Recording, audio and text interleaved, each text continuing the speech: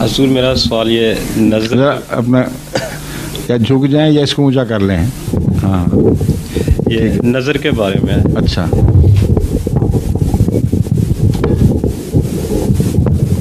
ٹھیک ہے کہ یہ کہتے ہیں کہ نظر لگ جاتی ہے کسی کی. ٹھیک ہے لگ جاتی ہے.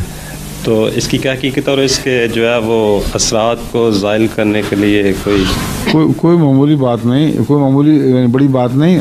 دعا کرو تو نظر ٹوٹ جاتی ہے. حضرت موسیٰ کو فرعون کے جادوگروں کی نظر لگی تھی نا کہ نہیں لگی تھی؟ جی قرآن کریم فرماتا ہے لگی تھی.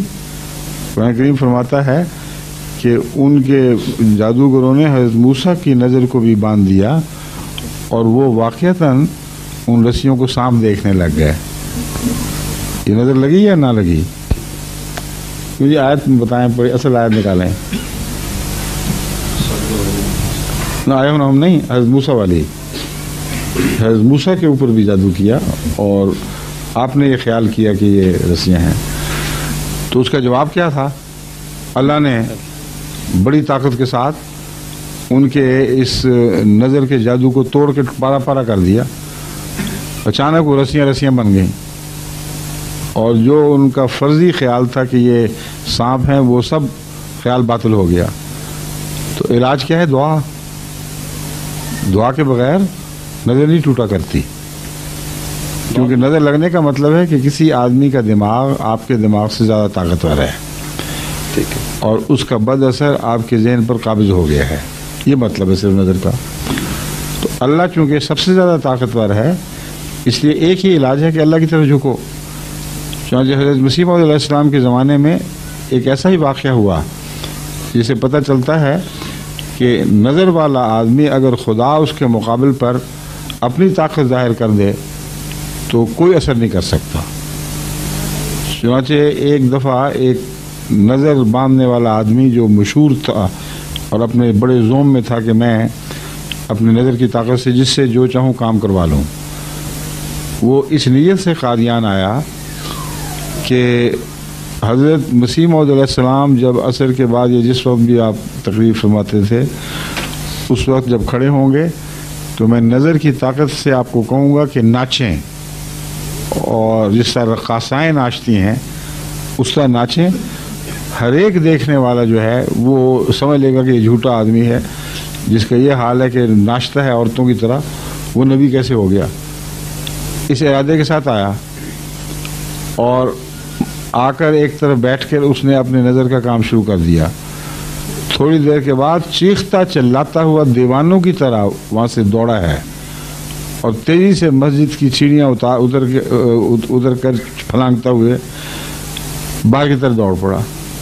بعض لوگوں نے پیروی کی کہ پتہ نہیں کیا واقعہ ہوا ہے. جب کچھ دور جا کے اس کو پکڑا تو اس نے کہا کیا ہوا ہے, تو اس نے یہ تسلیم کرتے ہوئے ساتھ یہ کہا کہ بجائے اس کے کہ میں کامیاب ہوتا مجھے شیر دو نظر دکھائی دیے. یہ الفاظ ہے نا کہ مجھے حضرت مسیح موعود علیہ السلام کے پیچھے دو خونخوار شیر دکھائی دینے لگے اور یوں لگتا تھا کہ ابھی مجھ پر جھپٹ پڑیں گے, اور اس قدر میری حالت زار ہوئی خوف کے مارے کہ میں وہاں بیٹھ نہیں سکتا تھا. تو نظر کو توڑنے والا بھی خدا ہوتا ہے. حضرت موسیٰ کے مقابل پر جادوگروں کی نظر توڑی ہے تو خدا نے توڑی ہے, اسی لیے جادوگر سجدے میں گرے ہیں. ان سے بہتر اس مضمون کو کوئی نہیں سمجھ سکتا تھا کہ جب ایک دفعہ کسی پر نظر غالب آ جائیں تو اس میں یہ طاقت ہی نہیں ہوتی کہ وہ غالب نظر والے کو توڑ سکے. وہ سب سے زیادہ اس مضمون کو سمجھتے تھے یہ کبھی ہو ہی نہیں سکتا, نہ پہلے ہوا نہ آج ہوا ہے نہ آج کل ہوگا, کہ جس کی نظر ایک دفعہ کسی اور پر غالب آ جائے وہ مغلوب نظر والا اس نظر کو توڑ کے پھینک دے. یہ نہیں ہوا کرتا. پھر جادوگروں نے کیا دیکھا؟ انہوں نے دیکھا یہی موسیٰ ہماری نظر سے ایسا خوف زدہ ہوا تھا, اس کو وہی دکھائی دیا جو ہم چاہتے تھے. اچانک سب کچھ نظر کا جادو سب سے ٹوٹ گیا, صرف اس سے نہیں. اس لیے لازماً یہ خدا کا کام ہے. ان کا سجدہ کرنا سب سے بڑی گواہی تھی حضرت موسیٰ کی صداقت کی. تو نظر سے بجائے اس کے وہ اب کالی مرچیں جلا کے دھونیاں دیں لوگوں کے اور صحت برباد کریں, وہ बेहुदा हरकतों में पड़ने की बजाय सीधा साधा दुआ करें और अल्लाह ताला इस नज़र को तोड़ दिया करता है, नो प्रॉब्लम। ठीक है, आयत कौन सी है पढ़ें? قالوا يا موسى إما أن تلقي وإما أن نكون أول من ألقى قال بل ألقوا فإذا حبالهم وعصيهم يخيل إليه من سحرهم युखय्यलु इलैहि मिन सिहरिहिम।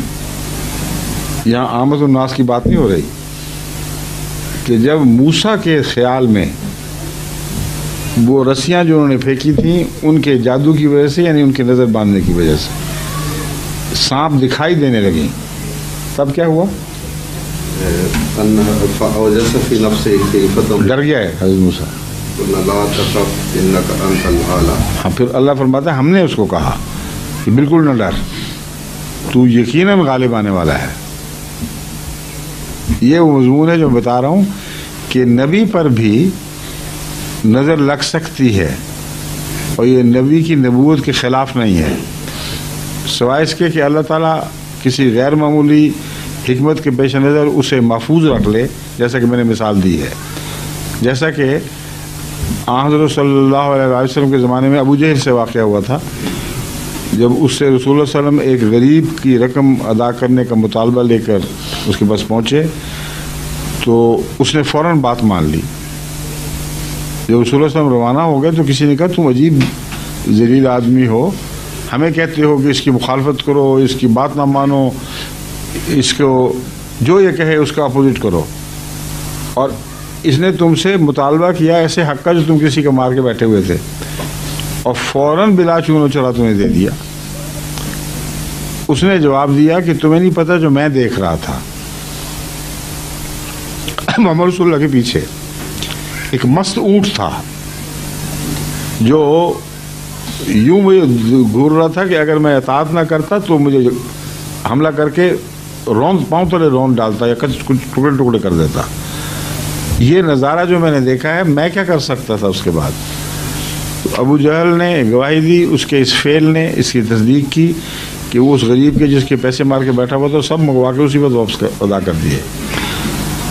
तो खुदा ताला ने रसूल सल्लम को बचाया, वरना रसूल सल्लम को तो पता भी नहीं था कि क्या हो रहा है यहाँ। तो अल्लाह की नज़र गालिब है, ये है असल बात, और खुदा की नज़र के मुकाबले पर कोई नज़र दुनिया की काम नहीं कर सकती। इसलिए अगर लग भी जाए तो खुदा उसके जादू तोड़ दिया करता। समझ गए? शुक्रिया। अब सियालकोट के हैं? हाँ, सियालकोट में आज के बाद रिवाज हुआ है एमजीओ में, इस किस्म के टोने टूट के नज़रें, बहुत ही गुमराही फैल रही है जो जाहिल ख़ानदान है उनमें।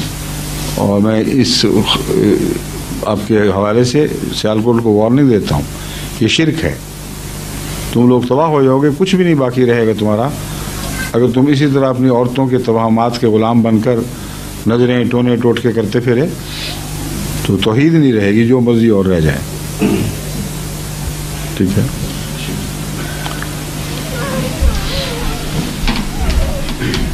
ऐ शख्स तू जा